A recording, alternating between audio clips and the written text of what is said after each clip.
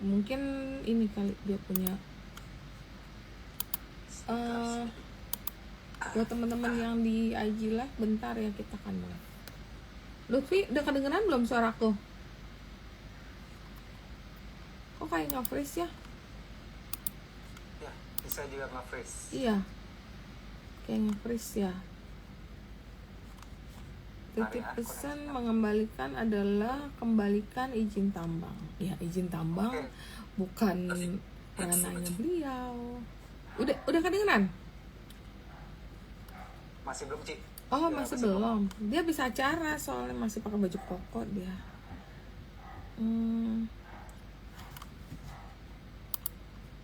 Nah, nanti kita akan nanya juga ya teman-teman yang di Instagram Live. Kita akan nanya perubahan outlook ya. Halo, dari Cita. Halo. Iya. Oh, ada. Tadi aku lagi mute karena lagi ngomong sama yang di IG Live. Kedengeran nggak Lutfi-nya? Kayak belum denger tuh dia. Belum denger. Kalian mau nanya yang terkait makro, terkait rating, itu boleh. Mungkin kemarin pada belum tahu ya, ada 5 bank itu di downgrade juga, sama ada Min ID, Telkom, tunggu ya, nih yang di downgrade itu. Jadi Mandiri cut rate, Moody's itu cut rating, Outlook, BCA, Mandiri, BBNI, BBRI, BBTN. Nah, nanti kita ngobrol-ngobrol aja ya, ngobrol santai, jadi nggak usah terlalu berat.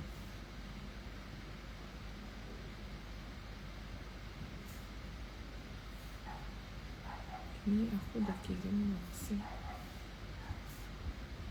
Jadi kita bisa dengar gak? Udah kedengeran, Lutfi?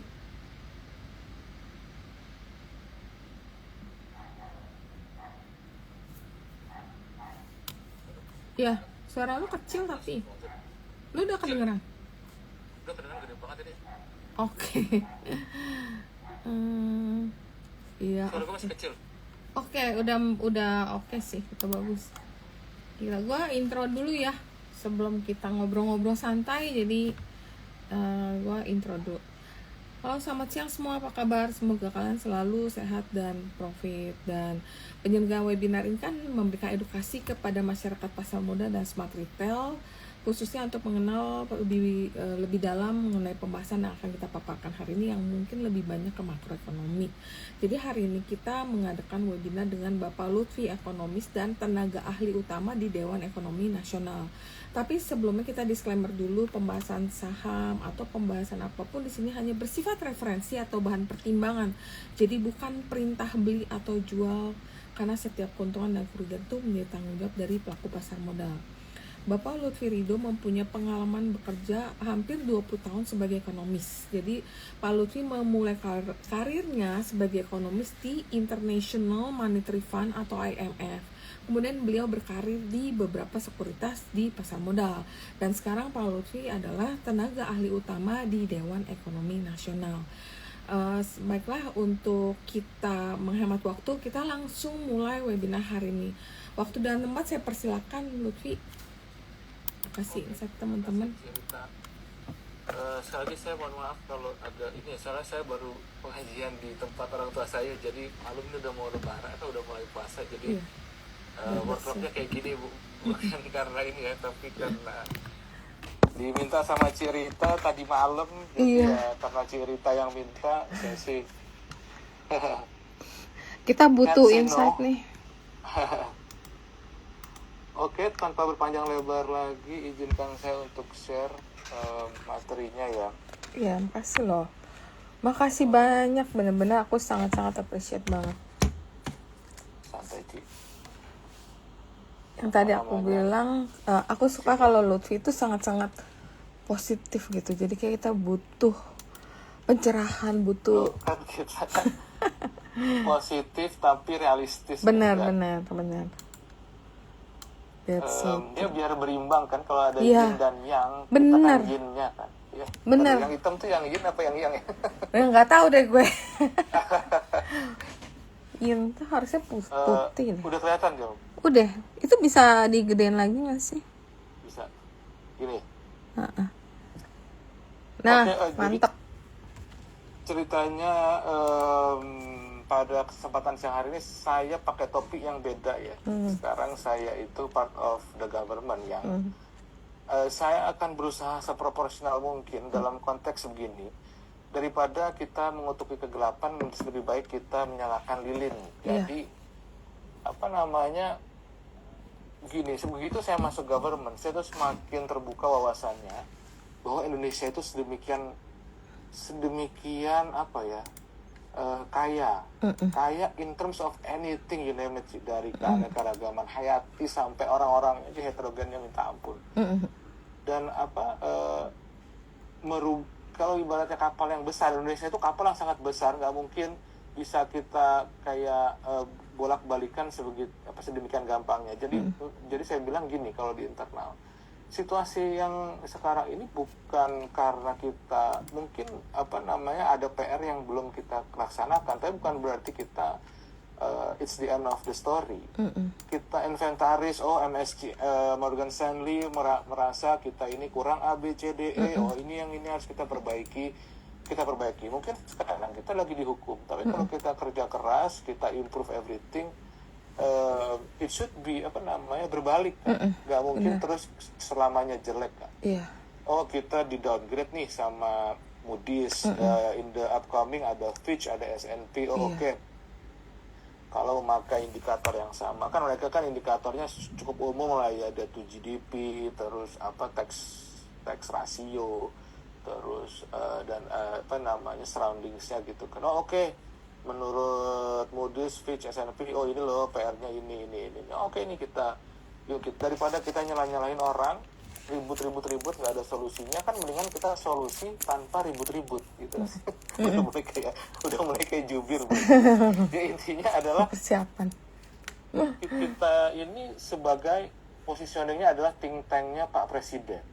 Pak Presiden itu dalam manage Indonesia itu punya masukan, punya inputan dari banyak banget orang dengan backgroundnya masing-masing, dengan dalam tanda kutip misinya masing-masing, dan dengan interestnya masing-masing. Nah, kita ini di sini positioningnya adalah memberikan semacam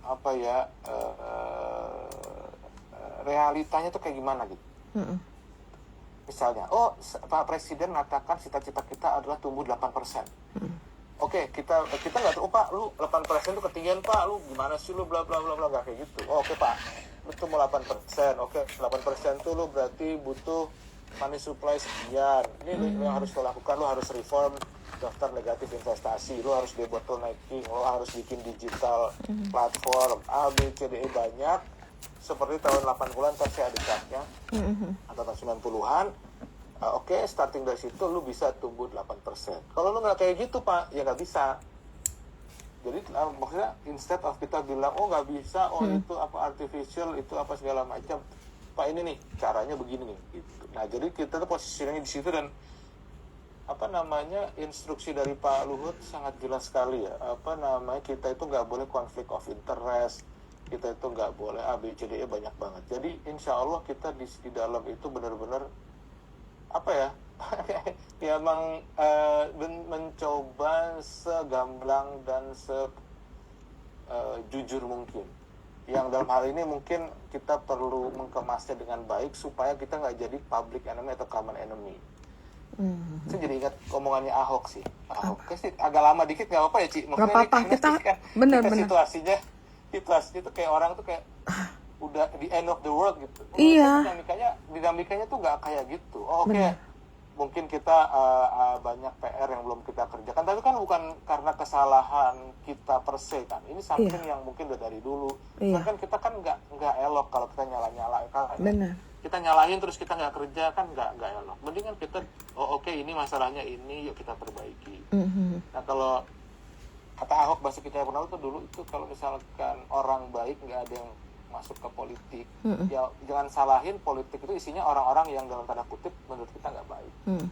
Jadi kalau misalkan sih ada individu-individu di luar sana yang merasa putus asa apa segala macam, menurut saya sih jangan. Karena kalau misalkan udah pernah ke Morowali ya Ci, itu tuh lu akan lihat Indonesia tuh kaya banget Ci. Lu sejauh mata memandang tuh isinya bukit-bukit, gunung-gunung gitu. Itu isinya nikel semua. Itu nikel semua, itu belum dijamah. Itu udah ada dan ada berapa pulau lagi kan, cuma satu. Belum ntar lu di daerah apa tuh namanya Batam. Kemarin gua dari Batam itu insight-nya bagus banget. Di Batam itu ternyata malah ketumpuan banyak relokasi. Mungkin less than what you expected, cuman relokasi itu bener ada. Terus macam-macam. Kita sekalian ini ya. Dan gue di sini sekali lagi proportionally gue juga ntar ada slide mengenai tantangan yang menurut gue itu bukan sesuatu yang harus kita tutupin, tapi ini kita inventaris. Terus this is our homework, this is what we need to address, this is what needs to be done. Dan and then that's exactly what we are doing in the last 1.5 years ya.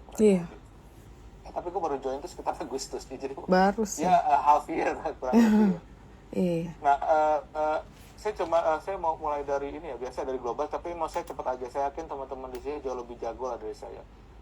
Cuman ini satu hal yang saya mau highlight ini adalah, tapi Iran ini kalau eskalasi kita internally itu sampai sekarang merasa kayaknya implikasi ke mana namanya ke harga komoditas itu limited. Salah satunya memang karena Presiden Trump itu sudah udah mengamankan suplainya minyak. Jadi apapun yang kejadian di Iran atau ada geopolitik, selama presidennya masih Trump, kayak implikasi ke harga komoditas itu limited. Gitu. Kalau dulu kan lu ada goyang langsung terbang tiba-tiba 15%, 10%. Sekarang kan lu nggak lihat itu kan. Bahkan ada tembak-tembakan rudal aja harga minyak masih 60-an. Dia nggak mau harga minyak tinggi ya. This is a new world. Makanya di sini kita bilang uncharted territory. Dan ini kayaknya ini campur-campur bahasanya ya sih. Tadi malam tuh ngambil dari terus ini merupakan kumpulan dari berbagai macam perkita ya. Jadi ntar kalau masa ada yang publik ada yang enggak. Jadi ini gue udah sortir yang kira-kira aman buat publik lah. Terus ini pertumbuhan partner ekonomi kita di tahun ini itu visibly memang rendah. Jadi kalau dari global menurut kita upside story-nya itu agak limited, terus catalyst-nya itu menurut kita terbatas. Memang untuk tahun ini kita harus rely on domestic economy like any other nation, terutama yang domestic economy gede. Cuman satu hal mungkin yang kita bisa ini yang menurut gua agak menarik itu adalah di sini treasury flows. Yang beli US Treasury itu ini memang belum yang terakhir ya, karena yang terakhir itu Desember kayaknya itu masih belum habis, belum ada datanya. Udah ada tapi belum, kayaknya gak gue masukin ke sini. Cuman intinya ini di sini. Ini Tiongkok masih standpointnya jual. Yang lain udah mulai dari misalkan kayak Jepang nih tadinya jual 2024, terus 2025 udah beli. Dan cuman Tiongkok itu masih jual, dan mereka jual ini kan berarti mereka receive dollar, US dollar. Itu US dollar kan harus di nggak cuma pegang US dollar doang, itu kan harus di kayak di spread gitu kan. Nah, menurut gua ini demand untuk emas masih tinggi. By far kan menurut itu yang demand emasnya tinggi banget tuh dari salah satunya dari CBOC kan. CBOC itu itu Central Banknya China. Dan menurut gua demand emas dari China itu masih tinggi berdasarkan chart ini, sehingga harganya menurut gue sih masih ada upside, cuman mungkin sedikit kali ya. Harganya udah segini mau kemana lagi? Nggak sekencang tahun lalu, tetap ada upside.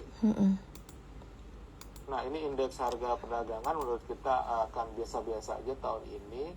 Nah ini yang Venezuela. Nah ini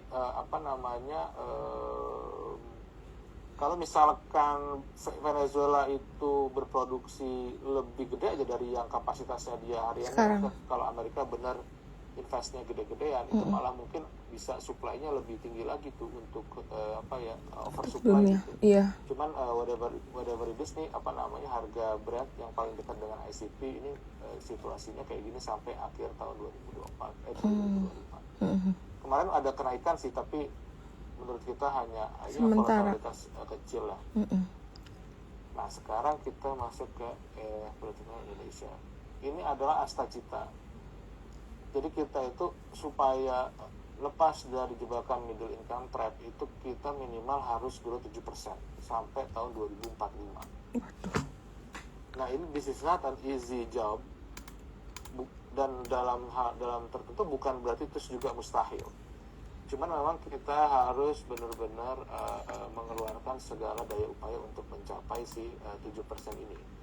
Dari sisi moneter dan fiskal, ini sudah menurut kita sudah optimal ya, sudah maksimal. Bahkan mungkin dari fiskal itu juga lumayan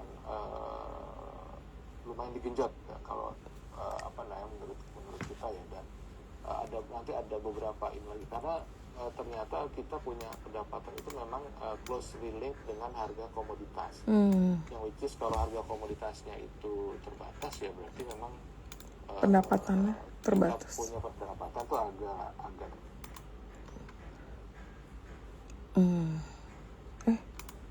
Kok suaranya hilang? cuman kita output tuh masih lumayan kalau misalkan itu. Nah ini gue agak sedikit akademik itu biar kelihatan keren. Cuman kalau ada yang mau bertanya notasi matematika, feel free ya, saya akan jawab dengan bahagia. Cuman intinya adalah BI rate yang sekarang itu masih udah di bawah dari teror ya menurut hitungan kita ya. Jadi kalau misalkan pun mau turun, implikasinya dampaknya itu nggak begitu gede gitu daripada yang sekarang. Jadi mungkin masih bisa turun mengikuti dengan Fed Fund Rate ya. Kalau misalkan Fed Fund Rate-nya turun kan berarti kan kita punya spread udah di bawah 100 nih. Nah BI rate masih bisa turun lagi menurut kita. Cuman kalau misalkan Fed Fund Rate-nya nggak turun, kita mau turunin itu implikasinya ke real sector tuh udah terbatas. Intinya di situ. Cuman in anyways si spread yang masih 100 ini menurut kita sih masih cukup ada ruang. Cukup lah untuk menjagain untuk jagain Fiskal. jagain rupiah. Terus kita itu banyak karena Amerika yang standpointnya kayak gitu, kita banyak melakukan free trade agreement bilateral. Nah di sini ada dengan di Eropa. Nah ini aja sekarang ini kita harus hati-hati karena Brazil juga melakukan hal yang sama. Brazil itu lumayan India dan Brazil itu melakukan hal yang sama. Mereka banyak FTA dengan kawasan tertentu secara bilateral. Kemarin itu India Kanada udah, India EU juga udah. Jadi kalau misalkan kita salah nih, misalkan India bisa menerapkan something yang lebih menguntungkan, ya kita harus jangan sampai lose the momentum gitu. In anyways ini juga salah satu bagian dari Dan punya involvement ya. Bukan involvement ini ya, karena kan kita kan sifatnya advisory. Tetap teknisnya ada di Kementerian Perdagangan dan Kementerian Perindustrian, sisi CQ Kemenko Perekonomian kayaknya kontak-kontak Kemenko Perekonomian. Cuman intinya kita ikut ambil urun rembuk lah gitu, ini gini ini gitu. Cuman memang untuk yang Amerika itu memang agak beda sih ceritanya. Nah ini sekarang adalah MBG. Ini MBG ini menarik. Konteksnya gini, dari awal menurut kita MBG itu adalah program yang noble. Program yang noble dalam konteks ini tuh sebetulnya ingin inklusivitas itu loh. Jadi kita gue kemarin kan baru dengar yang orang NTT bunuh diri itu loh. Itu aduh gila lu kalau baca itu tuh mau nangis gitu katanya. Cuman itu bukan sesuatu yang mesti kita kita tutup tapi oke, kita inventaris, yuk kita kerja lebih bagus, lebih giat gitu. Masuk MBG bukan berarti kita mau mencuekin anak-anak yang kena keracunan gitu, bukan sebetulnya. Makanya bahasanya itu agak kurang tepat kali. Kalau cuma 1.000 tapi yang apa namanya yang dapat kan masih ada kan 1.000 anak kan itu anak kita juga gitu, nggak kayak gitu. Menurut gua adalah oke, di tempat-tempat ini nih SPPG-nya bermasalah. Ternyata manajerialnya kurang bagus, handlingnya kurang bagus, ada yang kurang bagus. Kita jadikan alat introspeksi, kita perbaiki. Bahasanya itu nggak baru cuma 1.000 secara persen, itu anak-anak kita, itu bukan barang gitu. Jadi menurut gua ini akan jadi masukan buat kita, akan kita perbaiki. Intinya sih ada di situ, dan ini akan menjadi salah satu penggerak ekonomi, yang mesin penggerak pertumbuhan ekonomi. Kalau misalkan ini si 17.000 SPPG ini beroperasi dengan baik ya, itu hitungan kita tambahan money supply-nya itu sekitar 15-20 triliun per bulan. Itu kurang lebih tambahan GDP-nya bisa, kalau ini net ya, kalau kita ngitung dalam konteks net itu ya seharusnya bisa 1% tambah, 1% sampai 2%. Nah ini di sini seharusnya ini ada banyak banget ntar side effect-nya. Kalau misalkan kita anggap ayam itu sesuatu yang bergizi, seharusnya memang demand untuk ayam akan lebih tinggi seharusnya netnya ya, secara net. Dan nah di sini kemarin tuh gue ingat ada gue masih suka ketemu fund manager sih, jadi itu ada semacam kekhawatiran kalau Danantara itu akan ikut serta segala macam. Ya menurut kita itu nanti akan koeksis, nggak terus kayak state state monopoli gitu. Menurut kita itu akan koeksis. Konteksnya adalah supaya si harga inputannya Danantara itu nggak dimainin gitu. Jadi itu si harga ayam itu nggak dispekulasikan karena kebutuhannya si MBG. Sorry ya, gue minum bentar. Iya. Oke. Apakah MBG itu sesuatu yang sempurna? Jelas enggak. Kita punya banyak sekali PR. Tapi apakah terus karena kasus-kasus ini kita harus bubarin MBG-nya? Menurut gue juga enggak. Sayang, ini program baru 1 tahun untuk menyuplai segitu banyak orang. Jadi please give us more time untuk menyempurnakan konsep ini. Mudah-mudahan ini nggak selesai di 5 tahun ini. Mudah-mudahan sih bisa terus, sehingga nih gue pribadi ya, daripada uang itu untuk subsidi BBM, menurut gue lebih cocok untuk program ini. Konteksnya adalah yang kita selamatin si anaknya gitu loh. Memang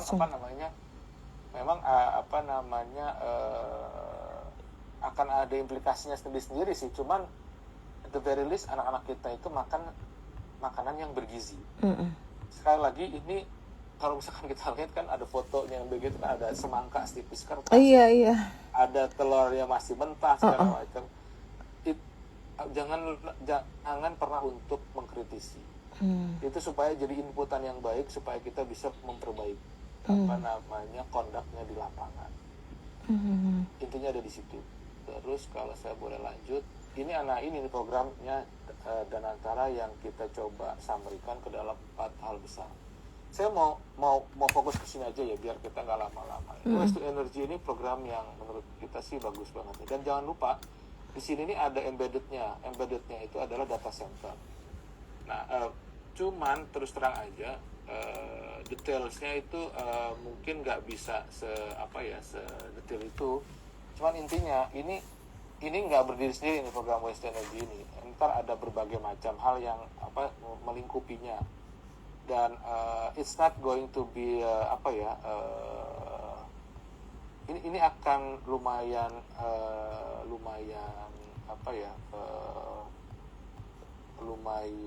menyenangkan lah kalau saya bilang.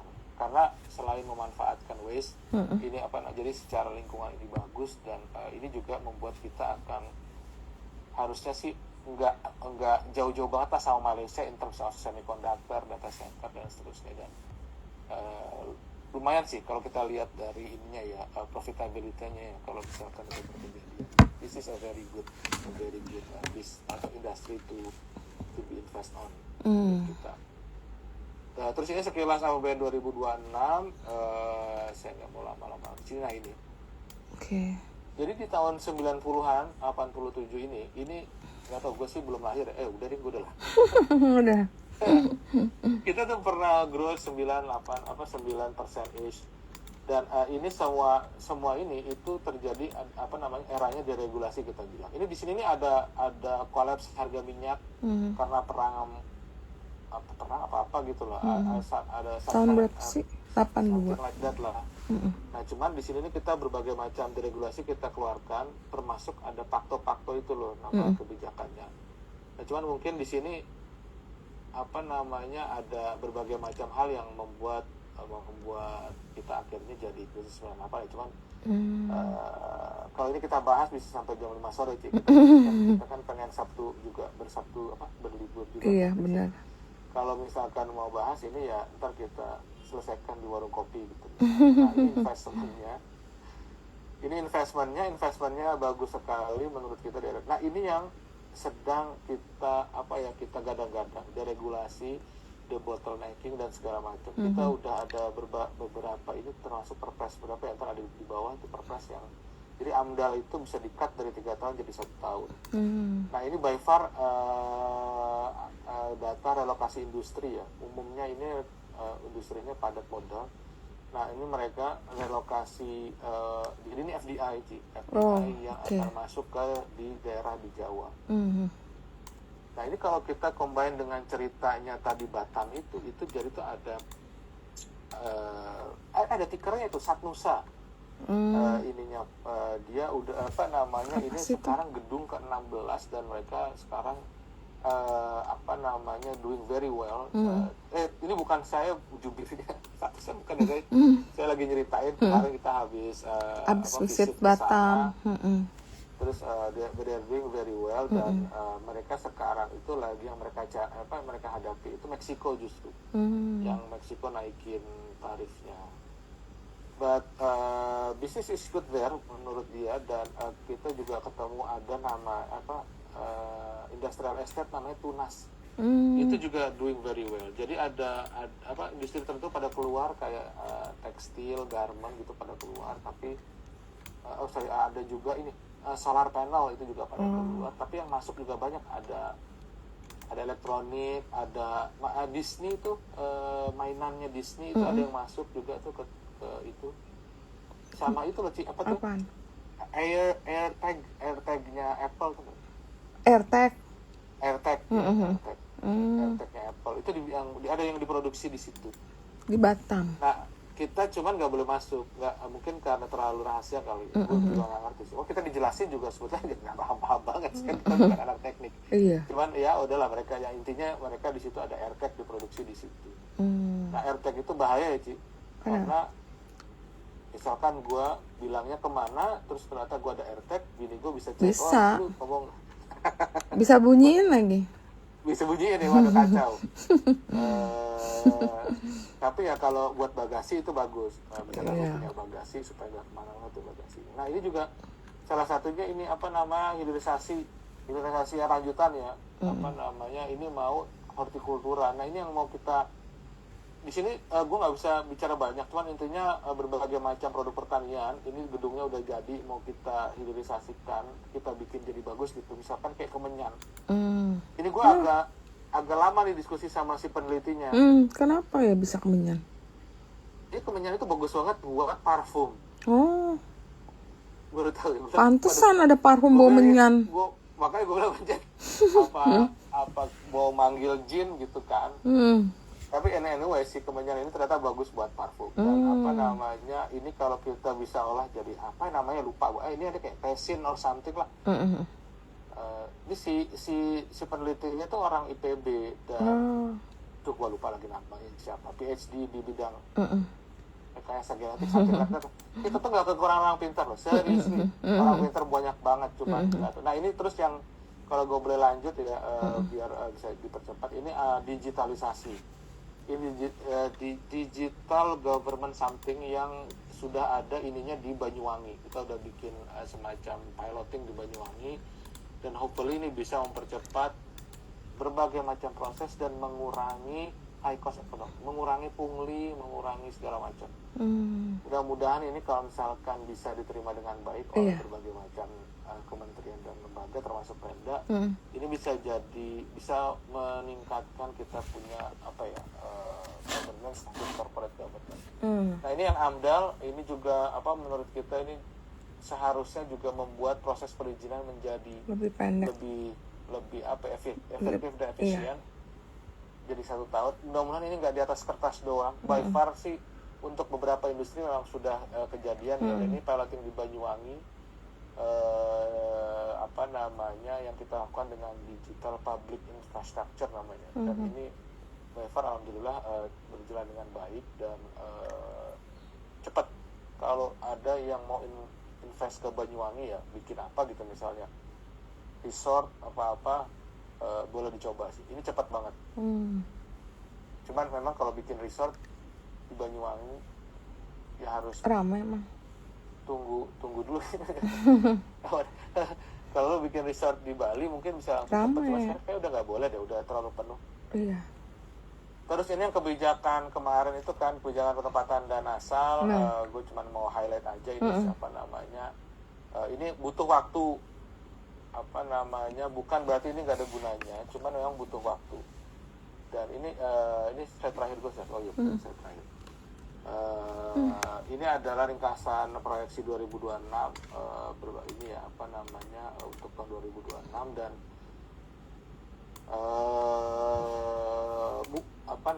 yang kita harapkan adalah pertumbuhan tinggi yang inklusif. Jadi yang mengikut sertakan berbagai macam kalangan. Dan itu yang membuat nggak segampang itu untuk mencapainya. Dan tapi ya memang itu perintah dari Pak Prabowo yang memang harus kita laksanakan untuk pembangunan yang lebih berkeadilan, lebih kayak gitu. Nah ini adalah tantangan kita yang pertama. Itu adalah pendapatan negara. Jadi kalau ini kita plotkan dengan ada plotnya, ini dia.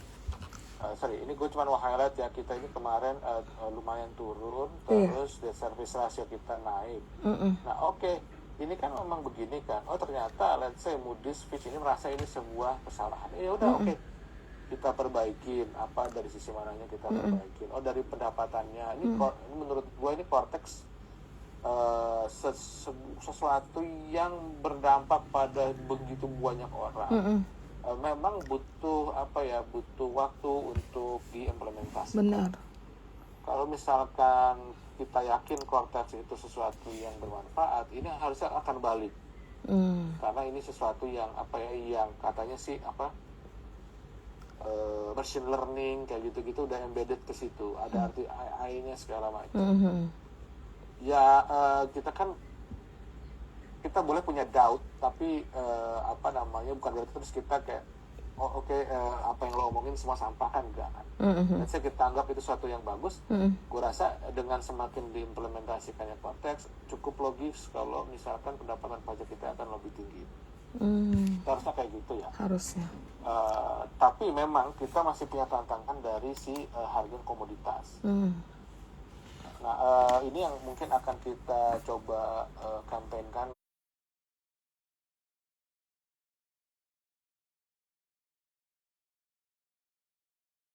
Itu bukan berarti kita terus ngutang terus nggak karu-karuan, tapi memang kita butuh growth ya. Jadi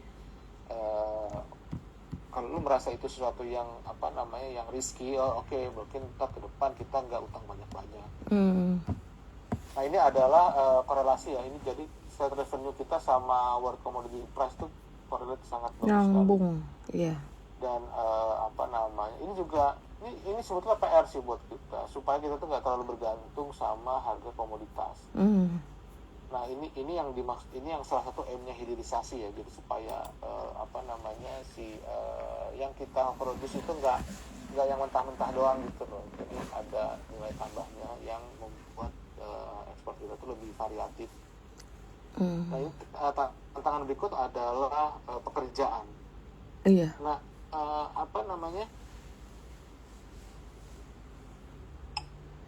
pekerjaan itu memang sekarang itu jadi problem di banyak negara, nggak cuma kita doang. Yang kita mau itu adalah pekerjaan formal yang berkualitas. Karena kalau kita lihat walaupun pengangguran itu trennya menurun, tapi pada umumnya itu adalah pekerjaan informal. Sehingga masalahnya adalah daya belinya itu masih pemulihan. Ini udah cukup lama ya ini chart ini ya. Cuman intinya adalah kita juga akan mengadres ini supaya inklusivitasnya tadi itu. Jadi si pertumbuhan ekonominya nggak cuma tinggi tapi juga inklusif. Again, ini kalau it's not an easy thing to do, tapi we are doing it extra effort lah ini. Cuman masalahnya ini nggak segampang naikin upah minimum UMP itu loh yang kemarin ribet-ribet.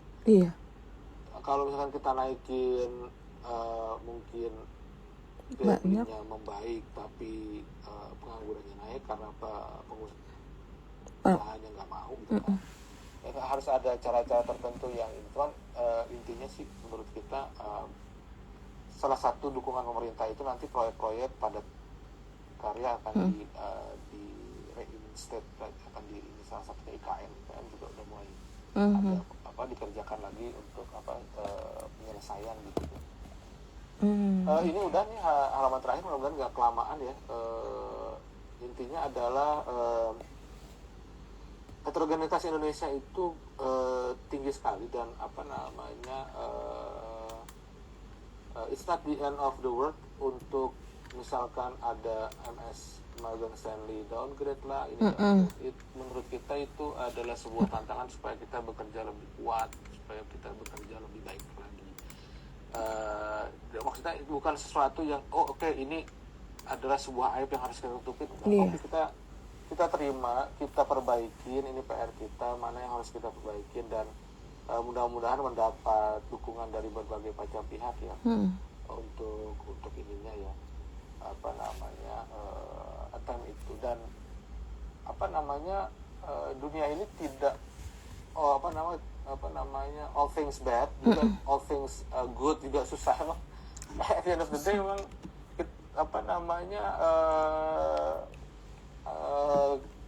time frame-nya, time horizon-nya memang harus dipanjangin ya, nggak cuma 5 tahun, mungkin bisa sampai 15 tahun. Jadi in any case sebagaimanapun juga keanekaragaman hayati Indonesia itu is still there. Tinggal gimana cara kita mempergunakan itu untuk sebanyak mungkin untuk menjangkau masyarakat sebanyak mungkin ya, manfaatnya itu ya, nggak cuma untuk segelintir orang. Dan gue sih masih bekerja dengan giat ya, maksudnya harus yang kita lakukan itu memang bermanfaat gitu loh buat banyak orang. Dan seperti kata Ahok, kalau misalkan semua orang baiknya itu pada cabut, yang nyisa adalah orang yang menurut kita kurang baik gitu kan ya. Jangan salahkan mereka melakukan yang mereka kapasitas mereka kan. Iya benar. Jadi dalam hal ini menurut gue sih situasi sekarang mungkin unfavorable, tapi kita lagi bekerja keras supaya itu semua bisa diadres dengan baik, sehingga kita bisa ada bisa lebih baik lagi ke depannya. Kurang lebih itu Ci dari saya, mudah-mudahan nggak terlalu sales dan menjual mimpi. Tapi saya harus yakinkan Bapak Ibu sekalian di sini bahwa we are working very hard untuk menyelesaikan semua problem yang sedang kita hadapi saat ini. Iya. Demikian dari saya kembalikan ke Ci Rita Effendi. Oke, thank you banget insight-nya. Emang kita butuh banget nih, karena mungkin yang kita semua udah tahu nih ya, berita-berita yang kurang positif ini lagi banyak banget untuk Indonesia. Makanya kebetulan Lutfi sebagai tenaga ahli kan men-share apa yang selama ini dikerjakan, dan bener-bener semua itu berjalan sesuai yang udah direncanain kan. So far kan so good kan dari tempat kalian itu kan. Maksudnya apa yang udah diprogram, apa yang itu kan jalan kan.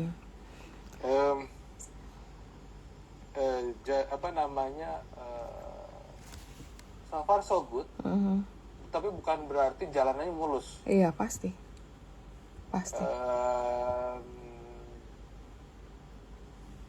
Pada titik tertentu kalau kita nggak main silat dengan baik, kita jadi public enemy gitu aja sih. Dan apa namanya, saya rasa Pak Luhut sih cukup berpengalaman ya. Dia udah dari tahun kapan menteri, dulu tuh awal Gus Dur kalau nggak salah, dia tuh awalnya itu Presiden Gus Dur. Presiden Gus Dur tuh gue masih ngapain ya? Gue masih SMA. Dia udah di sana ya waktu itu ya, udah di pemerintahan. Jadi apa namanya, loud and clear kok dia itu instruksinya adalah kita membantu pemerintahan ini sekuat tenaga. Dan memang itu sih yang lagi kita lakukan supaya supaya lebih baik lagi ya. Lebih sih kayak gitu ya. Kalau bukan berarti terus tanpa tantangan. Pasti. Cuman iya. Please let me yang bisa saya katakan adalah kita sedang bekerja keras supaya pemerintahan ini berjalan dengan baik dan bermanfaat untuk seluruh rakyat. Oke. Nah mungkin kamu dengar juga kan berapa hari kemarin ya, Kamis kali ya, kita tuh kan di downgrade ya secara outlook ya. Mungkin banyak juga nih teman-teman yang nggak begitu paham, jadi takutnya mereka kan panic selling tanpa mengetahui sebenarnya apa artinya perubahan outlook itu. Mungkin Lutfi bisa jelasin dulu deh, apa sih perubahan outlook dari yang kemarin diramein, yang ngomongin itu dari menjadi negatif. Apakah itu mungkin nggak nanti kita akan balik lagi ke kan sekarang negatif, balik ke atas atau stabil ya. Nah apa sih outlooknya biar mereka tuh kayak ini outlook nih kayak baik, karena banyak yang pikir ratingnya yang diturunin, padahal nih sebenarnya outlooknya yang diturunin aja. Itu kayak rapot bayangan. Tidak bisa kita anggap remeh. Tapi yang mereka kutip itu bukan sesuatu yang bisa berubah dalam sehari semalam. Salah satunya ini tax to GDP ratio. Tapi ini pendapatan ya. Sama sebetulnya ada pendapatan to debt servicing. Interest payment gitu-gitu loh. Jadi seberapa kuat kita membayar cicilan. Nah itu ada threshold-thresholdnya, dan memang kita mungkin udah agak ini, dan saya rasa kita perlu kerja keras supaya itu nggak di downgrade sekalian ratingnya. Nah dalam hal ini kita nggak posisinya nggak nyalahin siapa-siapa atau terus kayak Dina, nih punya grand design untuk menjatuhkan Indonesia gitu. Enggak, kita mereka yang mereka concern itu ABCDE, ini udah kita inventaris. Nah ini sekarang mau kita perbaiki sampai akhir tahun, karena memang nggak bisa. Nah masalahnya misalnya nih kayak pendapatannya itu lagi challenging karena harga komoditasnya lagi challenging. Tapi di saat yang bersamaan kondisi globalnya kan lagi kayak gitu, katalisnya sangat ini sekali kan. Kan pemerintah nggak bisa tinggal diem, pertumbuhan ekonominya jadi di bawah 4 atau di bawah 5 gitu. Pemerintah kan harus berusaha sekuat tenaga supaya, karena pertumbuhan ekonomi sendiri itu kan merupakan ininya kan di what's behind that-nya kan, ada penciptaan lapangan kerja, ada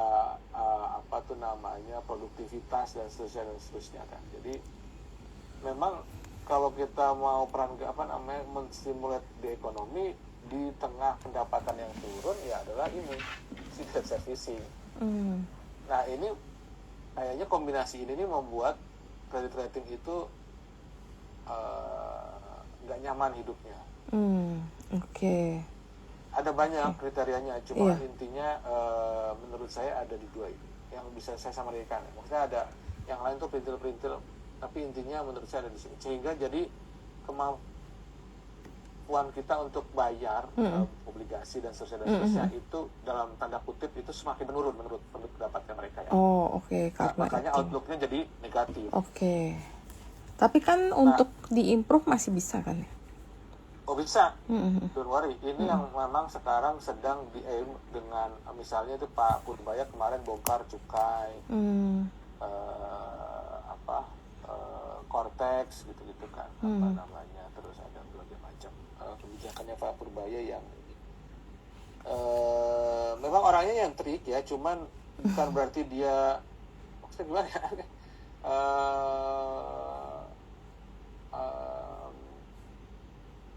Dia bekerja keras, itu pekerja keras dan dia sedang melakukan pekerjaan. Kasih dia waktu lah untuk ini. Memang kan dia menggantikan seseorang yang sangat hebat di sini. Benar. Nah, please give him some time lah. Nah, kalau dia berhasil, ini malah yang seru nih. Karena kemarin kan aku sempat ngobrol ya sama teman-teman. Ini market nih agak kok kayaknya divergent. Indeksnya all time high, sedangkan kita punya currency itu all time low. Berarti kan nggak inline kan? Ada yang nggak bener di sini. Entah itu indeksnya naiknya tinggi tanpa disupport oleh fundamental issue, atau memang ekonomi kita ini terlalu lemah jadi kurang di-appreciate gitu kan. Orang belum lihat kalau sebenarnya Indonesia itu masih in the right direction. Nah, sempat kepikiran, tapi kalau misalnya Pak Purbaya bisa menjalankan program dia dan bisa membuktikan, berarti kan yang nanti yang ekonomi kita, currency kita yang akan nguber ke indeks kita kan.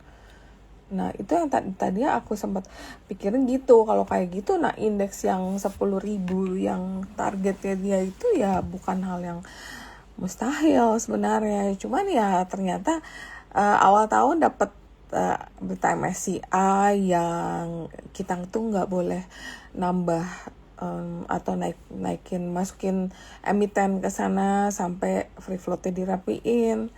Terus abis itu nggak lama berita mengenai dari Moody's itu. Jadi memang ya udah, mungkin kita diuji karena mau naik kelas. Jadi biasalah ujian itu kan pasti nggak mudah. Tapi kalau misalnya berhasil kan kita akan loncat lebih jauh kan. Nah terus aku juga mau nanya nih, mungkin sebagian dari kalian tuh mungkin belum tahu, kayaknya aku terima berita itu agak malam. Jadi Moody's juga cut rating outlooks nih untuk 5 bank, BCA, Mandiri, BBRI, BNI, BTN. Itu juga di-cut. Jadi alasannya Moody's mengaitkan sovereign rating Indonesia.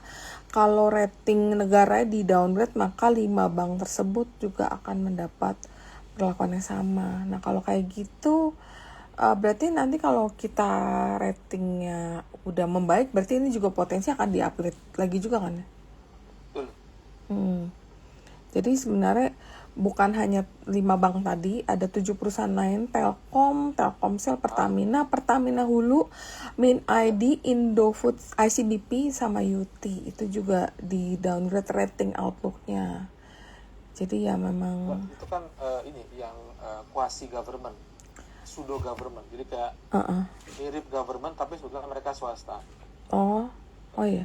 Mereka memang dekat dengan highly correlated dengan yang mana yang downgrade yang ini? Yang disebutin tadi. Kalau misalkan ntar berbalik, mereka juga ikut berbalik. I see. Ngerti. Iya sih. Jadi ya ini sih ya karena mungkin ya karena unless ada ininya ya, ceritanya sendiri ya. Nggak ada. Buat banks di downgrade ya. Nggak ada sih. Lebih karena relate rating tadi sih kalau aku baca dari Bloomberg ya. Lebih karena itu sih. Ada ya banyak investor asing itu mempertanyakan dalam tanda kutip juga kemungkinan mereka keberatan dengan programnya ini loh, Koperasi Merah Putih. Tinggal masalah sih Koperasi Desa Merah Putih itu juga penting untuk pemerataan pembangunan. Jadi itu kayak masalah mereka itu pakainya dana desa kok. Jadi kayak ini udah kejadian dari dulu, cuman terus ini dibungkusnya beda. Intinya ada di situ sih. Cuman ya memang kalau orang meragukan nanti kayak gimana cukup masuk akal. Tinggal nanti yang bisa menjawab ya apakah apa seburuk yang orang kira atau apa bisa malah bisa menjadi solusi buat perataan pembangunan. Saya sih masih di sisi yang cukup ini ya. Ini ada something new, let's do it together, dan kita kita awasin supaya ini jadinya bagus gitu loh. Instead of kayak prejudge, oke, ini bakalan kacau segala macam. Oke. Terus tadi kan program MBG itu awalnya berapa dana sih yang disiapkan? Nah, ini kan ada berapa sih dana awalnya? Gue stop share dulu ya. Iya. Gak bisa ngeliat ini. Oh iya. Stop share dulu ya. Boleh. Oke, datang sekarang. Udah lama gue nggak main meeting Zoom. Di sini. Ya. Iya. Nah. Oke, gue ngikut dulu aja ya. Mana yang tadi yang mau ditanyain, sorry? Iya, itu kan program MBG kan tadinya awalnya berapa sih yang disiapkan ini? Gini. Yang disiapkan tahun lalu itu kan yang disiapkan itu kurang lebih 100 something kan. Ternyata serapannya itu butuh waktu karena berbagai macam hal yang sifatnya teknis lapangan, sehingga realisasinya itu cuma sekitar 70 kurang lebih. 70 something. Nah, tahun ini dengan MBG SPPG-nya itu udah well developed. Terus hulu dan hilirnya itu sudah mulai tersedia gitu. Ini dananya kurang lebih 300-an kalau nggak salah kemarin. 300-an. Nah, soalnya ini ada berita yang lagi rame berapa hari ini tentang anggaran gentengisasi itu. Nah, itu kan akan diambil dari itu kan MBG kan. Tapi ya ternyata sih kalau 1T dibanding dengan yang tahun lalu ya 70T yang sekarang 300 sih nggak terlalu besar sih. Iya. 268. 268. Nggak ada kok itu coba aja search di kemenkeu.go.id. Iya, aku cuma khawatir gini, dia mau ngambil dana dari MBG itu untuk gentengisasi. Jadi kan, waduh, ini ambil, sedangkan ini program lumayan penting kan. Kira-kira akan berdampak nggak? Ternyata kalau memang kecil, mungkin kecil sekali sih dampaknya. Oke. Mungkin kita akan... Kalau genteng itu nggak ada stikernya ya? Nggak ada, makanya. Adanya keramik ya? Iya. Harusnya keramikisasi ya harusnya. Ini genteng sih yang diambil atasnya yang mau diganti sih. Jadi, aduh ini kayak kita pikir aduh ini ada. Sedangkan kita kan baru di downgrade kan outlooknya. Jadi kan apakah ini akan mengganggu program-program yang udah eksis gitu kan? Oke, mungkin kita inventaris. Udah kita ya? inventarisir. Jadi udah aman. Mudah-mudahan nanti koordinasinya bisa baik. Tapi bukan berarti terus ini ya. Iya. Ada hal-hal tentu yang menurut kita memang penting untuk kita lakukan gitu sebagai bagian dari Asta Cipta, dan ya kita akan menurut saya sih kita akan berbenah introspeksi diri, tapi tetap kita punya tujuannya itu apa, memang harus agak tambeng di situ sih. Cuman ya mudah-mudahan aja we are doing the best what we can lah untuk pembangunan, tapi juga mencapai apa yang disuruh sama orang-orang ini supaya kita kelihatan bagus lagi gitu. Kayak apa yang mereka yang asing inginkan kita coba penuhin. Iya. Oke, mungkin kita jawab dikit pertanyaan ya. Apa ya nih ya? Ada yang nanya dia nanya nih, gue nanya lu juga deh, apakah pernah nggak sih ngalamin keadaan seperti ini selama kita di market? Gua Lu pernah nggak sih kayak? Gue di market itu zamannya SBY periode kedua. Iya. Periode kedua yang gue inget tuh kalau dulu pas SBY itu ya, itu again ya, ini bukan gue benci SBY atau enggak, maksudnya ini pengalaman gue kan? sebagai sebagai pengamat. Itu banyak banget proyek yang nggak kejadian. Monorail Jakarta, Hambalang, and so many more gitu loh. Pak Jokowi itu banyak yang kejadian, tapi pas duitnya nggak ada. Duitnya nggak ada. Yang the squeeze itu si karya-karyaan. Cuman dia deliver menurut, dan dia melakukan tugasnya. Nah sekarang ini kita nih lagi mau coba, menurut gue ya, kita punya warna sendiri. Di saat yang bersamaan kita menyelesaikan PR yang mungkin belum selesai di zamannya Pak Jokowi. Sambil oke, ternyata ini kita salah nih. Oke, ini kayaknya kita kurang tepat.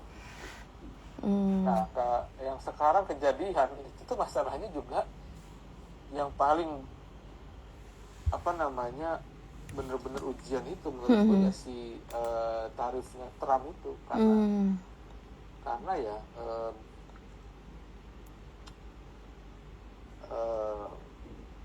itu klausulnya emang lu sovereignty independensi lu tuh jadi kayak dibatasin, abrik gitu. Jadi intinya menurut gue saat ini yang paling penting itu adalah perjanjian FTA dengan sebanyak mungkin negara sih menurut gue intinya ya. Kerjasama. Nah itu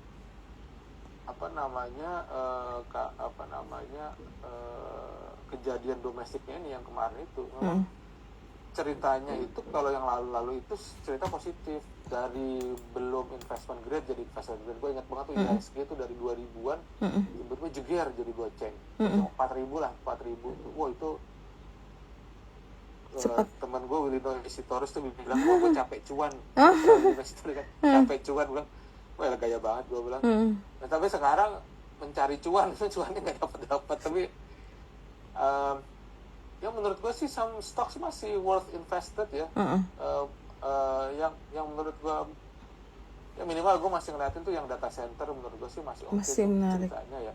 Regardless MS Morgan Stanley mau ngapain, menurut gue beberapa stok sih menurut gue sih worth invested ya. Kayak, ini ceritanya ada solid dan ya seharusnya kalau misalkan align dengan program pemerintah, it's going to be a very good story sih. Nah itu ceritanya positif dan memang ya setiap cerita positif kan ada masanya dia akan udahan juga mendapat ujian gitu kan. Iya. Ya mungkin sekarang kita lagi demam, tapi mudah-mudahan kita bisa melatih demam ini dengan baik, terus kita bisa lebih strong. Jangan-jangan kan malah jadi aminas gitu kan. Levelnya. Iya. Aja sih. Ya terus kalau menurut gua keadaan seperti ini nggak pernah agak beda ya, kayak krisis 98 itu dari regional dulu, mata uang, currency-nya rontok, baru abis itu ke kita. Terus COVID juga dari tempat lain dulu, subprime mortgage juga dari luar dulu. Kalau ini kitanya yang dihantam sama berita-berita yang dari asing itu, yang dari MSCI ya itu yang ke indeks kita ya. Sedangkan kalau ke mata uang kan memang mata uang kita udah berapa lama ini agak lemah ya. Jadi ya agak beda sih kalau menurut aku kali ini, lebih kayak pencuri di siang bolong. Orang lagi tidur tiba-tiba enak-enak lagi mimpi barang-barangnya pada hilang. Kan kita kan melek-melek pagi-pagi dapat berita MSCI memberi announcement. Nah, itu yang agak beda. Menurut aku yang kali ini nggak sempet, banyak orang tuh nggak sempet jualan di awal-awal sih. Nah baru mau bangkit ternyata banyak berita-berita lagi ya. Jadi masalahnya bukan di emitennya, masalah soal over value apa ya. Kadang-kadang saham stock, growth stock kan memang mereka akuisisi harganya yang pasti valuasi mahal gitu. Jadi bukan di sananya, tapi emang ya mungkin kita udah tinggi juga, banyak yang profit juga, begitu ada berita banyak yang kabur, ya wajar sih. Jadi memang kondisinya agak beda aja kali ini. Terus ini ada pertanyaan juga, rating dan lain-lain terkait penilaian lembaga keuangan global indikasi kuat terkait tata kelola GCG yang buruk di investment dugaan kuat. Tapi dari yang menarik nih Bu Leni Gorinta nih, ibu apa? Ibu Bu Leni 2025 ngasih outlook Indonesia bullish. Masalahnya ya kalau kita lihat ya sahamnya emang IHSG emang naik 2025 kan. Iya, Pak Lutfi emang tipikal orang yang bullish. Jadi ada orang yang ada orang yang always bearish itu Papa Bear. Jadi dia mau marketnya bagus, market jelek, dia bearish. Nah, makanya kita minta kehadiran Lutfi ini untuk memberi kita tuh kayak pencerahan gitu, menyemangati kita yang lagi capek gitu digebukin sama berita-berita yang biar dia tuh kan dari sisi angle yang positif nih. Kita kalau udah digebukin berkali-kali terus kita berobat ke orang yang negatif. Lu mau bentar lagi mati. Apa nggak kena mental kitanya? Nah, tapi kalau kita ketemu orang yang positif, tenang aja, lu pasti mensyukuri hidup lu tuh udah bahagia selama kan jadi lebih tenang gak sih? Jadi memang gini sih, angle orang itu beda-beda. Jadi kita kadang butuh yang positif dan negatif dan yin dan yang untuk biar kita tuh gue kasih angle nih, lu namanya lagi tidur tiba-tiba pencuri masuk tuh masih nggak apa-apa. Daripada lu tidur yang masuk petugas ICE, tiba-tiba lu digebukin, diusir gimana? Aduh. Lu tau ICE kan? ICE di Amerika itu ICE. Nggak tahu gua ICE. ICE ya lu terus dulu, jadi itu lagi rame. Karena itu si petugas ICE tuh ya apapun yang kejadian di kita itu masih biasa lah apa yang kejadian di Amerika. Iya. Tapi bukan berarti maksudnya ini gini, jadi intinya tuh sekarang ini memang gue nggak mengatakan gue jadi bearish, bukan, tapi memang ini memang banyak PR yang harus kita selesaikan dan kita sedang bekerja keras untuk itu. Dan akhirnya kita emang ya namanya juga investor ya, mestinya ada badai, kadang cuma angin sepoi-sepoi, benar. Cuaca cerah. Tapi masalah MSCI sih aku optimis sih harusnya bisa dilewatin, bisa dipenuhin apa yang mereka mau, harusnya itu nggak akan jadi kendala sih rasa aku sih. Karena malah bagus sih kita jadi ada introspeksi gitu, ada some independent body yang bilang ini lu sebetulnya lu nggak bener nih gitu. Lu harus bebenah nih. Iya. Oke ini sini kita bebenah. Cuman yang nggak enak karena semua berita itu datang bersamaan, jadi baru mau bangkit gebuk lagi itu yang kayak bikin mentalnya jadi mental aduh kapan sini selesainya gitu kan, lebih kayak kesana sih. Ini Yamin, pertanyaan bagus nih dari Yamin. Ini namanya Yamin bener gak sih? Yamin bener. Ya. Apa namanya? Judul turun ya? Udah keluar kok. Cuma emang. Ada cat sih. Judul turun tuh bukan karena apa loh? Karena di sananya ditangkepin. Di Kamboja. PPATK-nya juga kerja, Ci. Oh gitu. Di sononya ditangkepin, PPATK-nya kerja juga. Iya. Jadi ya bagus sih. Cuman yang gue sebel tuh masih banyak yang over. Anda mendapatkan dana tunai gitu, orang telepon robot gitu. Aduh, ini kenapa nggak di stop sih yang kayak gitu? Itu emang susah sih. Cuman ya di sononya juga udah hancur. Gue ada chart yang menarik yang judul. Mudah-mudahan 2026 ini semakin turun. Iya. Ya intinya dia turun lumayan signifikan tuh, tapi secara ini masih gede. Ini berita publik kok udah ada kok. Udah ada. Ini di berita. Iya judul. Cuma kalau ada chartnya mungkin lebih gampang dicerna, langsung kelihatan angkanya. Bentar ya, gue sambil sambil aku ada pertanyaan sih, silakan. Oke. Later. Nah ini tadi kita sambil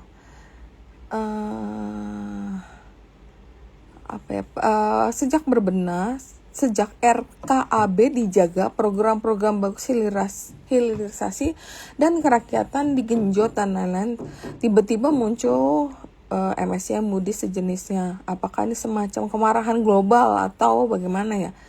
Enggak sih, harus nggak tahu juga sih. Lu ada komentar mengenai ini gak sih? di Amerika sendiri itu kan lu kemarin lagi banyak lagi ini loh, Itu file. lagi software emiten software sama AI lagi pada kena tuh. Baru aja kemarin beritanya. Dan itu turun itunya sahamnya. Emas juga turun jauh. Silver juga tiba-tiba ada berita yang dimanipulasi nggak sih? Yang makanya naik kencang banget, terus dropnya juga kencang banget. Ya ini memang berbarengan sih beritanya dan penurunannya. Jadi bukan satu macam dong. Nah, kalau silver tuh gue agak kurang relate ya. Maksud gue kayak gue sih sepakat sama si Charlie Munger ya yang masalah Bitcoin gitu atau kripto. Maksudnya kayak emas itu gue agak susah, maksudnya kayak lu beli silver maksudnya. Lu beli silver tuh untuk apa? Kalau beli emas kan orang kan memang untuk store of wealth gitu. Iya. Tapi kan orang udah nggak ada yang beli silver. Katanya kayak, buat itu, buat AI, kebutuhan akan AI. Bukannya pakainya timah ya? Atau koper? Timah. Nah itu gue nggak tahu sih. Cuman intinya kalau emas berdasarkan standpointnya si siapa namanya itu dari investornya. Sih menurut gue sih demandnya masih ada ya. Oh kalau emas selama dia jual US Treasury-nya. Iya kan dedolarisasi. Iya dia harus taruh duitnya di suatu tempat. Iya dedolarisasi. Ada di suatu tempat. Oh oke. Iya kalau masih dedolarisasi kebutuhan emas akan naik. Cuma kemarin mau naiknya nggak wajar sih, terlalu cepat sih, agak aneh gitu loh. Dan ini kripto juga turunnya gila banget kan. Kemenyan laku di Arab buat jadi parfum ya Len. Pantesan aku tuh suka ngomong loh, parfum kamu baunya bau menyan deh. Ternyata emang dipakai ya. Kurasa bahan bakunya tahu menyan tuh buat pakai dukun. Iya kan dulu kan kita taunya gitu. Ini buat ini. Gimana caranya gue menampilkan ini? Share screen. Oh gitu. Gue udah gitu. Lu banyak kan meeting fisik sih. Jadi lupa meeting. Gue pikir lu udah nggak mau ngundang gue lagi. Enggak, cuma kan gue pikir kan kemarin lu baru, terus abis itu kan ya libur terus kayak gue memang lagi pengen mau ngundang, cuma kapan gitu waktu pas gue selalu butuh lu kalau marketnya lagi butuh pencerahan, butuh support, lagi butuh motivasi. Iya bener, karena motivasi lu tuh ya menurut gue ya real dari angle lu. Jadi sebagai orang yang bullish, kayak Pak Willy kan juga selalu bullish. Iya sih, harus bullish realistis. Kalau lu bullish ngomong kosong kan lu jadi apa? Ya pom-pom, tadi bilangnya. Terus kacang goreng. Iya. Oh ini ya? Ini. Wow, lumayan 20%. Lumayan nih, katakan nih 200 kurang lebih 100 triliun something ini berputar di real ekonomi, ya jadi barang gitu, nggak hilang, nggak tahu kemana kalau masuk ke judul. Pindahnya ke market kayaknya. Amin. Jangan lupa itu kalau misalkan yang dapen itu benar jadi 20%, itu ngeri loh likuiditasnya. Oh iya. Kan, Nah itu bagus tuh, lu boleh kasih insight nih ke kita. Kan itu tuh kita mengusulkan, bukan kita ya, pokoknya ada usulan, ada masukan. Iya, ada masukan yang dapen itu proporsinya ditambah, gue lupa ini ya apa exactly ya. Bukan lupa sih, gue tahu 20% untuk masuk ke saham. Nah ya, itu gede loh itu. Itu easily 20-30 T itu bisa masuk ke saham. Kalau benar kejadian ya, karena itu kayaknya peraturannya harus ada banyak ya yang ambil ganti. Oh itu langsung bisa mereka invest atau harus ada undang-undang atau ada perubahan segala macam nggak sih? Yang gue tahu, bisa jadi gue salah ya, itu harus ada undang-undang yang direvisi. Oh iya nih, jadi beritanya waktu tanggal 6 Februari itu OJK itu meluruskan pemahaman mengenai batas investasi 20% bagi industri asuransi dan Dapen yang kerap disalahartikan sebagai penempatan saham. OJK menegaskan angka tersebut merupakan batas akumulasi seluruh instrumen investasi, bukan khusus saham.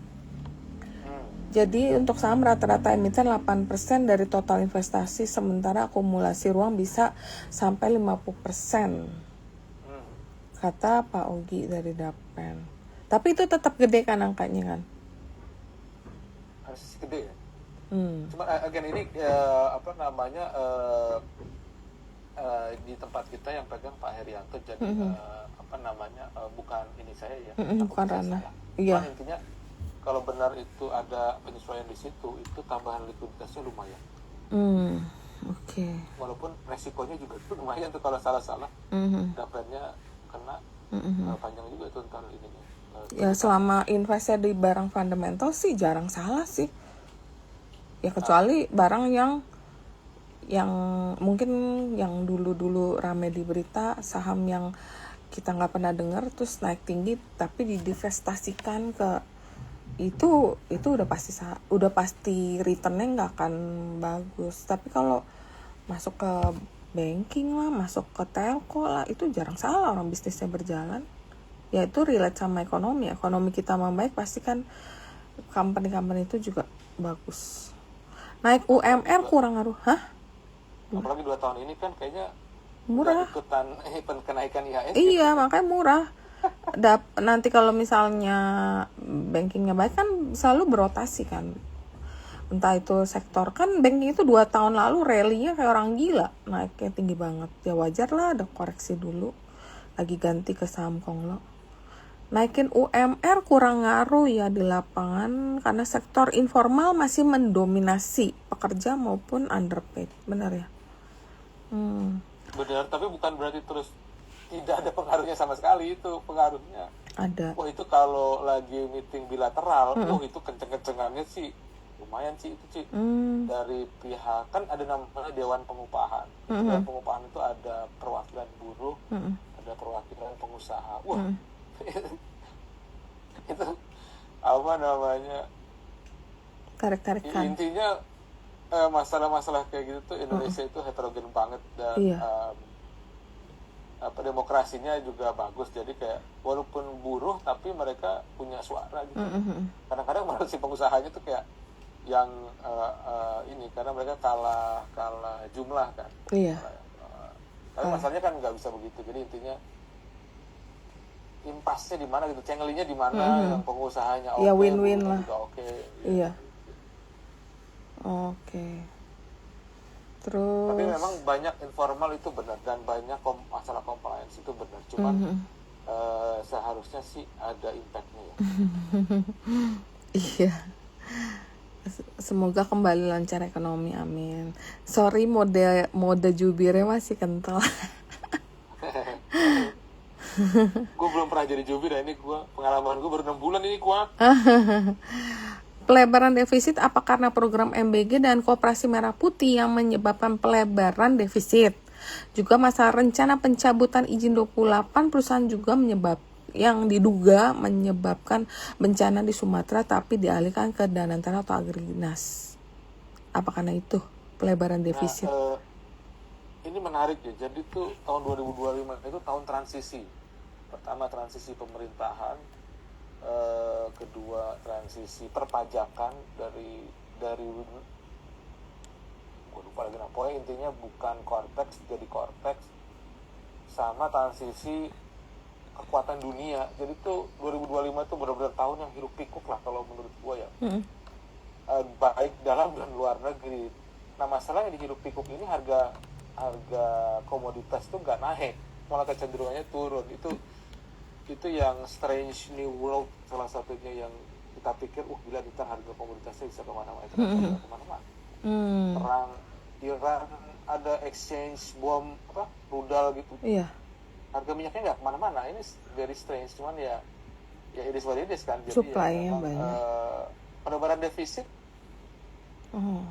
Gue gimana ya kalau gue ngomong pelebaran defisit karena pendapatannya lebih rendah daripada pengeluarannya. Kayak orang ya gue juga tahu tapi ya bukan karena program tertentu. Program MBG itu serapannya kemarin itu masih di bawah.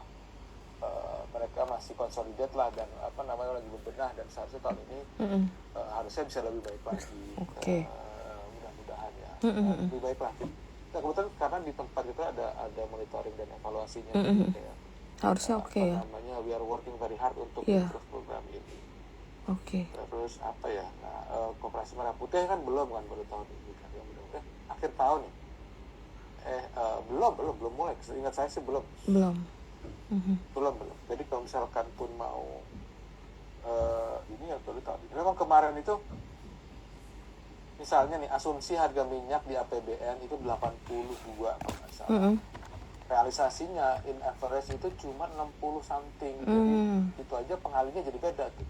Karena kan dalam menyusun anggaran lu kan kayak harga minyak berapa, 80, berarti kali lifting minyak lu berapa, kali exchange rate itu berapa. Itulah lu estimasi pendapatan negara dari minyak kah, berapa apakah gitu kan.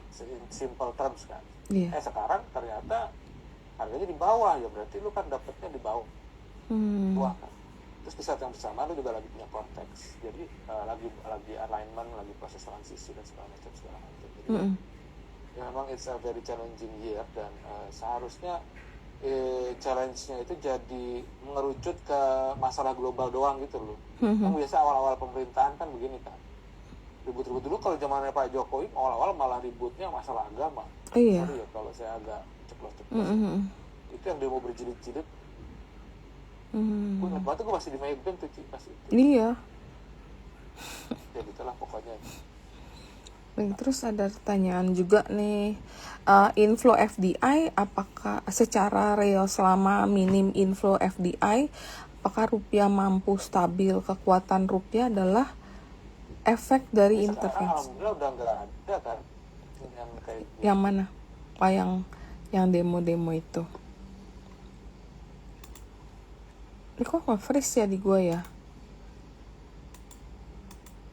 Ini internet gue yang gini, rupiah itu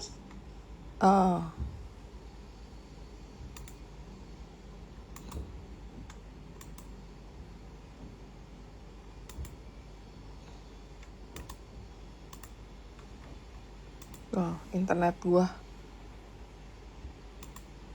Halo? bentar ya. Oke, internet gue tadi. Gimana Lutfi? Apa gua? Tahu nih signal. Tadi gue bacain pertanyaan terakhir sebelum kita masuk ke technical. Jadi dia nanya, katanya inflow FDI itu real apa enggak? Karena selama inflow-nya minim, rupiah kan agak rupiah punya story-nya sendiri. Jadi rupiah itu tergantung di short untuk US dollar. Onshore demand untuk US dollar yang paling gede karena 3 hal. Yang pertama itu untuk impor minyak, untuk impor BBM, dan which is lu kan ada BBM itu something yang dapat merah banget. Terus relatif impor BBM, relatif kan namanya musim haji kemarin ada lagi utang. Sebagai annual itu akhir tahun ya, kurang lebih gitu.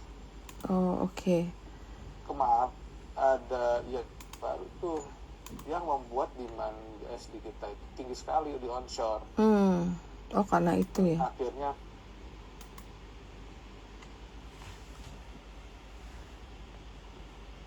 agak susah untuk menguat karena di onshore itu kita punya demand dolarnya tinggi banget. Menurut saya kebijakan DHE itu sendiri perlu dibenahin nggak? diformulasikan ulang sehingga dia tuh tidak capital control, tapi di saat yang bersamaan bermanfaat untuk supply dollar di domestik. Oke.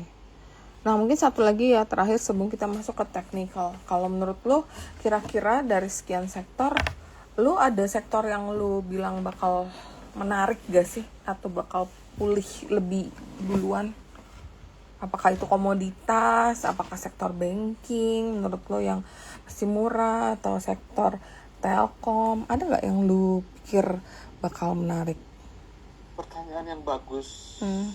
Jawabannya gini, gue at the moment sih gue belum melihat yang fundamental stock itu ini ya, maksudnya kayak it is what it is. Cuman upside story-nya sih terbatas ya. Gue lebih seneng yang ini. At the moment tuh menurut gue lebih cocok ke yang non fundamental stock. Yang Dulu tahun depan, tahun 2028 baru bisa lihat yang fundamental lagi, karena kan tahun ini masih banyak tuh yang masih implement. Jadi banyak fundamental stories tuh yang mungkin nggak mencerminkan lah dengan angka-angka makro gitu. Sih tahun ini kayak masih kayak yang non fundamental sih. Non fundamental berarti growth stock gitu ya, yang growth stock dan pertumbuhan ya, mau emang kita harus memikirkan dengan baik. Cuman salah satu yang juga sedang kita ini itu adalah cukai rokok sih.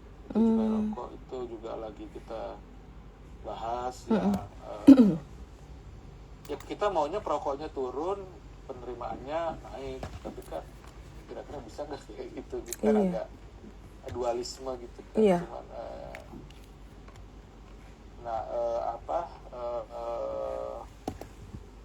kalau yang menurut gue ada ceritanya itu, menurut gue sih selain yang tadi itu data center itu renewable energy, menurut gue masih ada ceritanya tuh. Ini ada beberapa cerita tuh yang gue nggak bisa cerita di sini ya. Kemarin tuh gue bisa ketemu Johan sih, lu Johan Gok. Oh iya. Lu nggak ngajak cerita, lu nggak usah ya udah. Mau kurang ajar dia. Suka gitu deh. Oh ya udah. Terus apa namanya menurut gua renewable energy data center. Ada kita renewable energy ada ya kita ya. Banyak. Renewable energy banyak. Tapi gua nggak tahu itu materialize-nya kapan. Cuman ada ceritanya. Terus data center itu ada ceritanya. Terus apa lagi ya? Telco kurang ya. Telco tuh gimana ya? Gue bukan ahli stok ya, cuma gue nyeritain. Basically gue nyeritain PA gue. Menceritakan view lu. Takut salah gue. Iya. Telco tuh yang paling jago ya temen gue, Aurelia Barus. Oh iya, jago deh. Jago lah.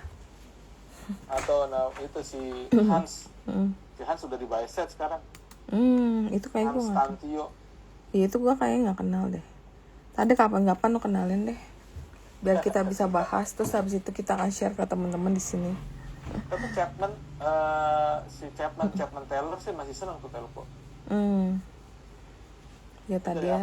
Dari apa? Apa kapital gitu? Chapman Taylor. Oh, nggak pernah dengar gue juga itu. Oke. Bergaul dong lu lu.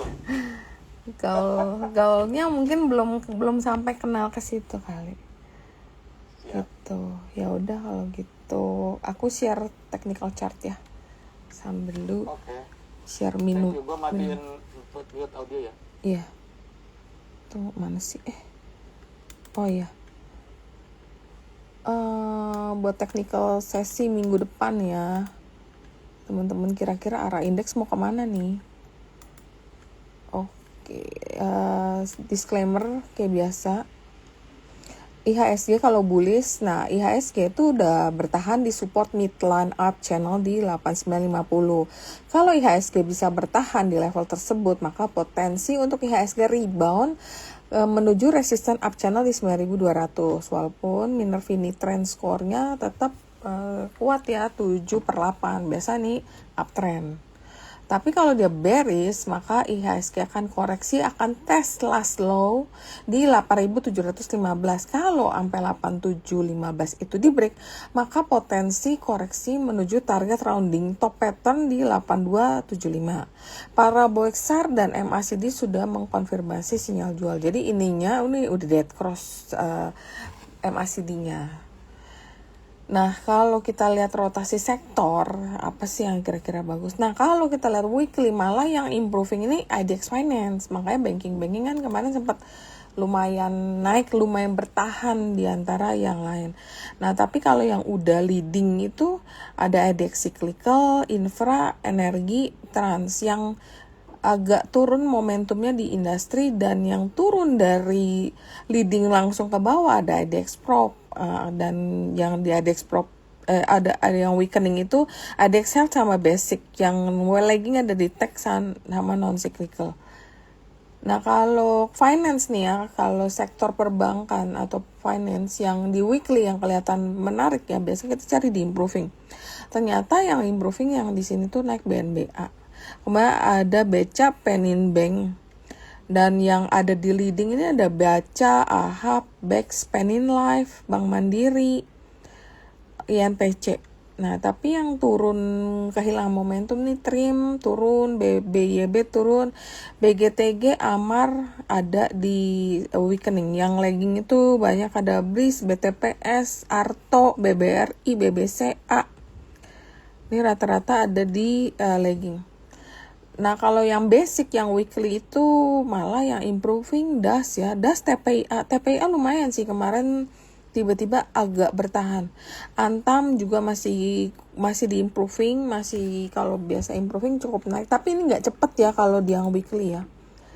Kemudian ada Semen Gresik, ada Tekim, ada ESA sama Merdeka. Yang leading itu ada ADMG, Inco, Agi. Yang turun itu Tins, turun leading langsung turun ke bawah ke weakening, turun ke BRMS juga turun ke weakening, NIKL juga keras juga. Yang lagging itu sekarang malah ada Barito, SPMA, BSBP. Sama apa ini nggak kelihatan nih. Nah, untuk saham yang menarik. Nah, ternyata ayam ini sideways dalam jangka range 4822. 488 sampai 422, break resisten 488, maka potensi untuk ayam rally lanjutan jangka pendek menuju 565. Saat ini ayam masih berada di Kumon dan Kim Junsen. Rekomendasi teknikal adalah buy area di 468 hingga 440, target 1478, target 2500, stop loss 436. Tapi MACD ini masih negatif, karena para Boexar juga masih negatif. Kemudian Kija ini bertahan di support FR 50% di 274. Ini tanggal 24 Januari, ini kayak salah. Bener gak sih? Kayak salah ini deh. Salah technical chart deh. Ini yang waktu itu webinar sama ayam deh. Iya ini salah nih. Kok aku bisa ngambil yang ini ya? Bentar ya, aku ambil yang terakhir. Aku ambil dulu bentar. Terus aku stop sharing dulu, makanya bingung kenapa ada Kija. Kayaknya Kija chartnya lagi jelek deh. Tunggu. Terus kok ada ayam, kayaknya ayam chartnya biasa aja gitu. Nah, ini cancel. Ini tanggal berapa sih? Nah, ini baru 7 Februari. Sorry, ini 7 Februari teknikalnya. Nah, kalau koreksi ini, kalau bullish ya, kalau koreksi bertahan di 7854, maka dia akan ke 7825. Kalau bertahan di level 7825, maka dia akan 82514 dan potensi rally ke 8758. Nah, tapi kalau bearish, koreksi dan akan tes last low di 7712 dan akan ganggu deh. Break level 7712, maka potensi IHSG untuk koreksi lanjutan menuju target rounding top di 7232. Saat ini IHSG udah di bawah Tenkan-sen, Kinjunsen, dan Kumo. Kemudian RRG-nya rotasi sektor yang improving masih finance nih. Yang leading tuh ada basic, energi, infra, sama cyclical. Yang weakening ada industri, prop, health, cyclical. Ini yang tadi aku share kan yang akhir bulan ya. Kurang lebih hampir sama masih. Nah, tapi kalau daily-nya yang lebih pendek, ini ada IDX yang improving tuh naik. Finance-nya masuk ke leading, non-cyclical sama health. Kemudian yang turun itu ada cyclical, IDX basic.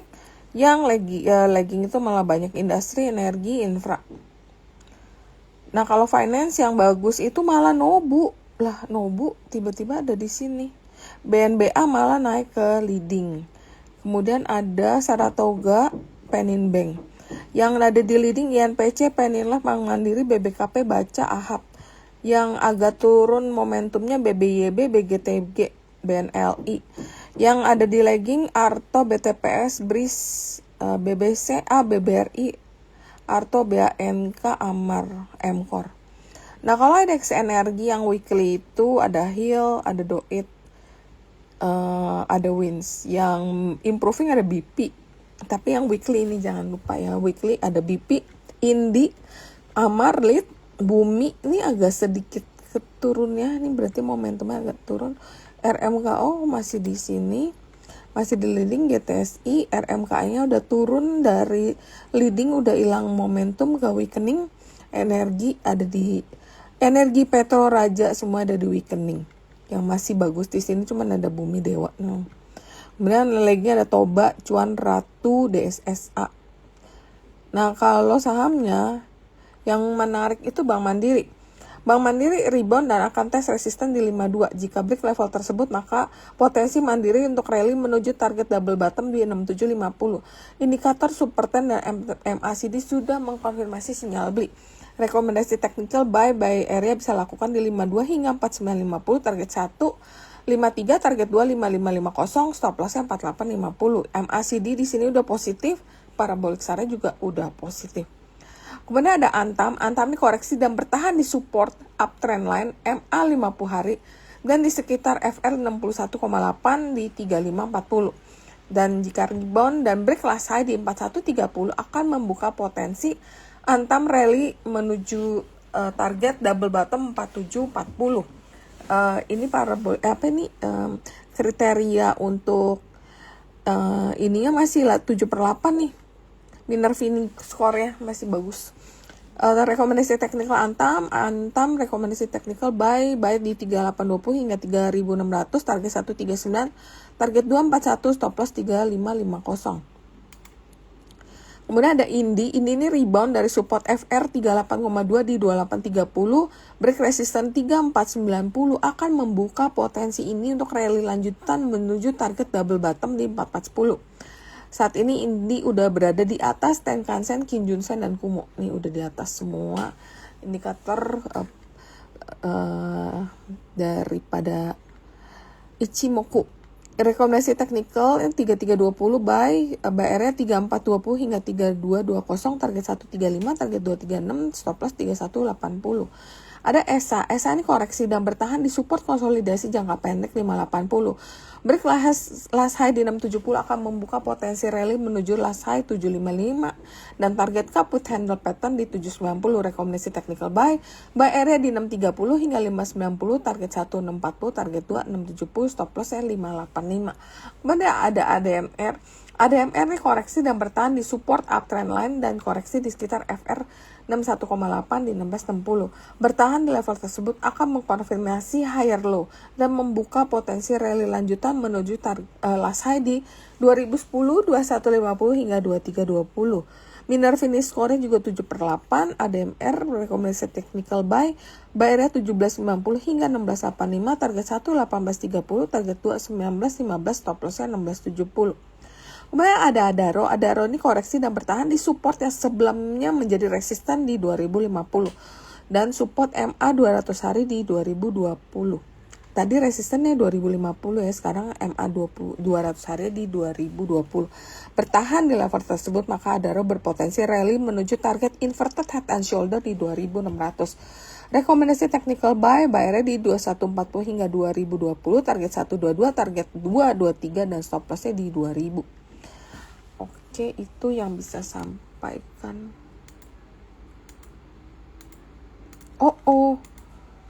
Oke, itu udah aku share ya tadi ya. Sempat ke-share gak teknikalnya? Teknikal kagak ke-share ya. Ya udahlah.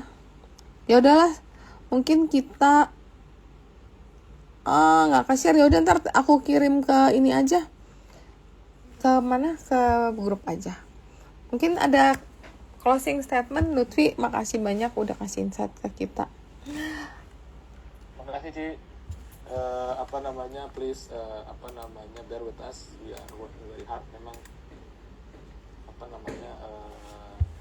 at the end of the day nggak ada all bad, nggak ada all good. But we are working very hard to address all the problem yang dihadapi sama bangsa ini. Don't lose hope lah, menurut saya ya. Iya. Ini panjangin aja time horizonnya, dan ini akan menjadi riak kecil yang menyenangkan. Iya. Dan kalau nggak ada koreksi, nggak di riset, kita nggak dapet barang murah. Dan biasanya setiap ini belum krisis kan, maksudnya nggak disebut krisis kan. Kan krisis itu adalah ekonomi lu kontraksi 3 kuartal berturut-turut. Oke, semoga sih enggak ya. Oke, kalau gitu thank you banget Lutfi atas insight-nya. Sukses terus bekerja buat kita ya. Jadi Lutfi ini bekerja buat kita loh. Jadi kalau dia bekerjanya bener, jangan kesana jangan, pemerintah tuh banyak, bukan cuma 1-2 orang. Iya, tapi kan lu salah satunya. Jadi mudah-mudahan yang kebetulan gue kenal. Jadi ya mudah-mudahan semuanya on a good direction. Semua yang bisa, yang udah kemarin kita dipanis, kita bisa lewatin, kita bisa ikutin apa yang asing-asing itu mau. Kita akan rebound dan bikin all time high baru. Semangat terus teman-teman, tapi tetap jaga resiko. Sementara jangan pakai margin dulu, karena kita belum tahu nih kondisi kan naik turun. Ntar kalau udah bagus baru kita trading pakai margin lagi. Oke, gitu deh, sampai ketemu minggu depan kayaknya kita ada dewa, ada bull, tapi aku lupa hari apa, sama nanti ada beberapa narsum lagi yang menarik. Oke, thank you, happy weekend, sehat terus Lutfi, sukses terus, and happy cuan. Sukses cerita, sukses teman-teman. Thank you, bye. Bye, have a nice weekend. Yeah, you too. Izin live ya, Ci. Yeah, yuk, bye.